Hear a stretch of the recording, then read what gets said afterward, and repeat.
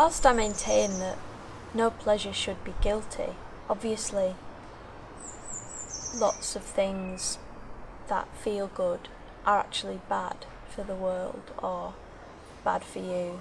What I'm going to do is a short tutorial on how to consume a non-specified, that you probably know what it is, commercial chocolate egg, but really it's not the consumption of it because it's a sweet treat that's bad for you that I'm interested in. It's the reason it's a guilty pleasure for me is because I know that these big companies are not, even if the chocolate's fair trade, it's probably come about from exploitation, and if it uses, milk and stuff, milk powder nowadays, milk fat rather than actual real milk. But yeah, these things are not good, are they? I'm not vegan, but I feel like I should be, or I'm just mindful of my consumption, so I guess, reducitarian. But then there are all these arguments, aren't there, about what's best, and anything mass produced is going to be bad, even if it's avocados or hemp or pea protein, whatever, blah blah blah. Basically, there's no ethical consumption under capitalism, bar eating ass. This t-shirt, this is okay because whilst it's a mass-produced garment from a high street chain that's likely as cheap as it is due to exploitative labour of usually women garment workers in the developing world, whatever that means. My nan got me it from a charity shop, so that's probably okay, but then, sometimes charities are fucked up as well, so what do you do then? Anyway, or you might be thinking, like, on the note of skilled sort of labour, what about your glasses, Jerry? Well, my glasses, I got these off the internet for just the frame, but I actually I actually encrusted them myself with like these little gems that I got off the internet as well. They're probably bad for things. So yeah, I guess I think most things that are shiny or nice or taste good or look pretty, whether it's glittery clothing, which I love, by the way, but obviously that's bad because it's like microplastics and that's bad for the ocean, and the water cycle and animals and everything basically, but still we have things like, I'm not going to show you the wrapper because I don't want to, well actually I am, because otherwise it's going to melt in my hand. We don't want to end up endorsing this company, even though their chocolate eggs, whilst I'm pretty convinced they've shrunk because all chocolate bars have shrunk as the prices have increased. I didn't actually keep any old generic chocolate egg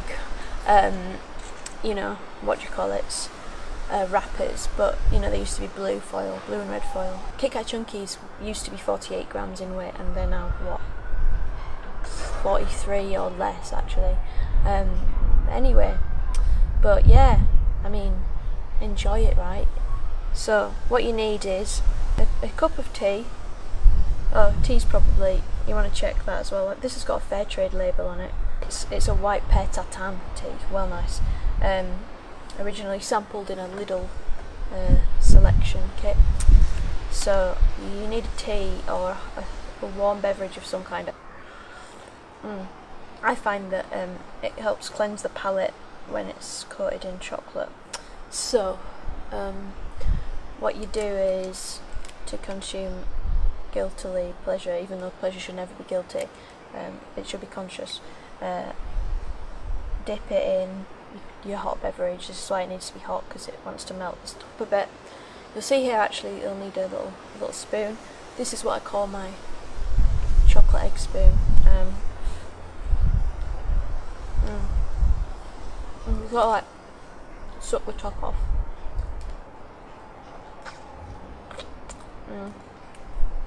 The water's not super hot, which is annoying. But yeah, so it's not melting super well.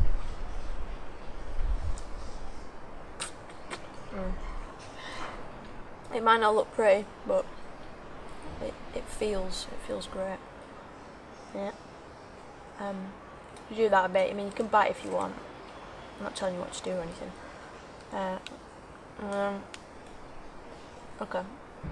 At this point, I'll probably take a sip of tea.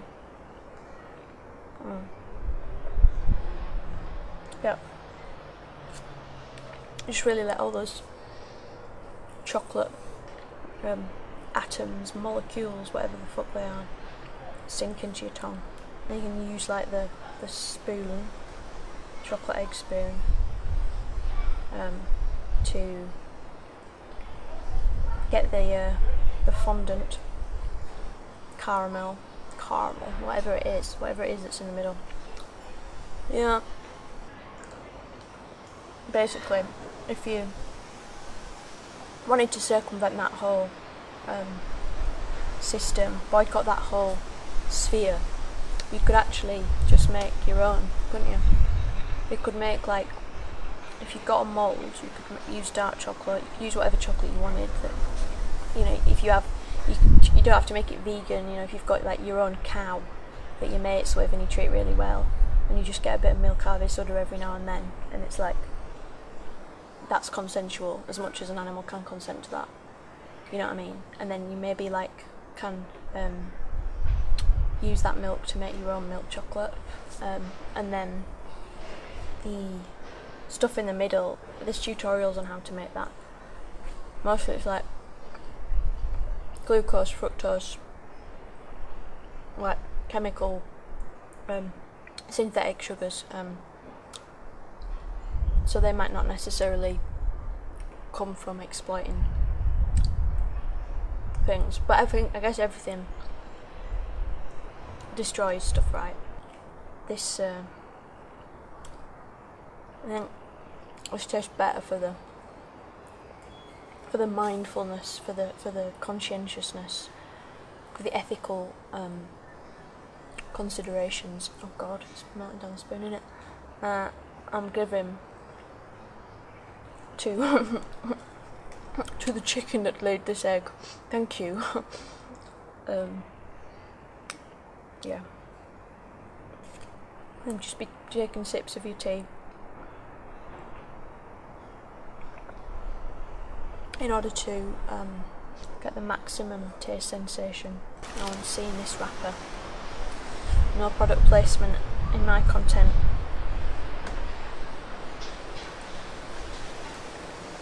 And then, oh yeah, I didn't really explain that bit, did I? You kind of like just dip the egg in the drink. I'll put all in my mouth because basically I'm gonna get too messy otherwise. Some people claim to prefer chocolate from the fridge, and I simply cannot. I mean, not even empathise. Like, I cannot abide that. But whatever, each to their own. Live and let die. I'll probably have a bit of like sweet residue on your thumb and forefinger.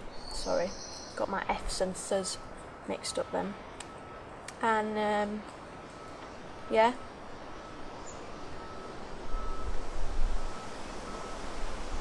Finish your steamy steamy beverage, and enjoy, really. Enjoy. Nothing guilty about it.